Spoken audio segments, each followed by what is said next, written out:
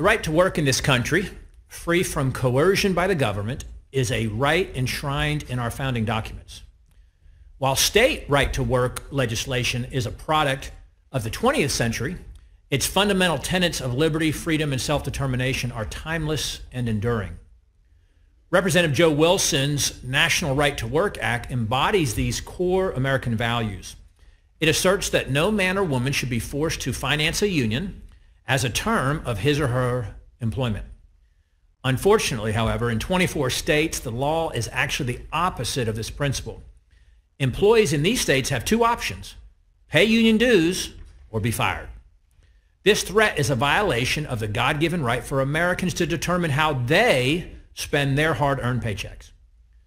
The Heritage Foundation estimates that 94% of workers did not vote for their inherited union representation, meaning that only 6% of workers have consented to the union that negotiates on behalf of 100% of their coworkers.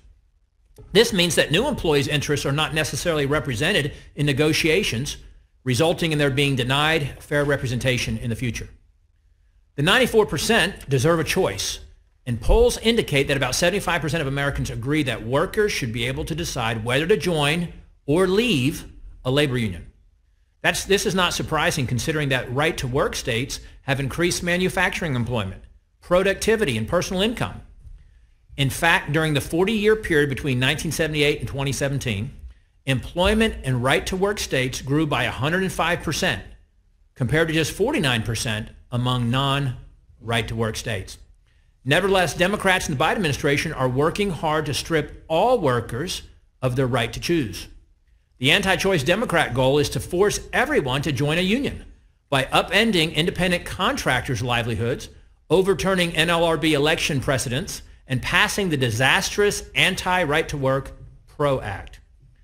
We hear complaints from the other side about the so-called free rider problem, that right-to-work laws permit non-dues-paying employees to benefit from collective bargaining agreements.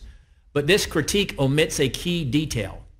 No union is compelled to cover every employee in the workplace.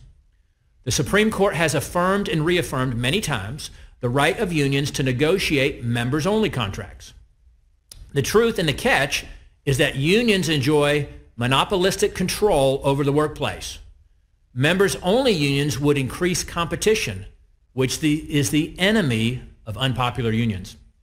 Democrats often serve as the policy arm for big labor activists, while Republicans are comfortable letting the free market operate unencumbered by Washington bureaucrats.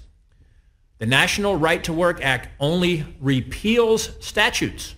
It doesn't add one letter to the federal law. So let's give workers the right to work, and let's end compulsory union membership. Let's make every state a right to work state and require unions to prove their value to the people they claim to represent. I look forward to the prepared testimonies of our witnesses today, and I yield to the ranking member for his opening statement. Thank you, Mr. Chairman, and thank you to our witnesses for your testimonies today. Thank you.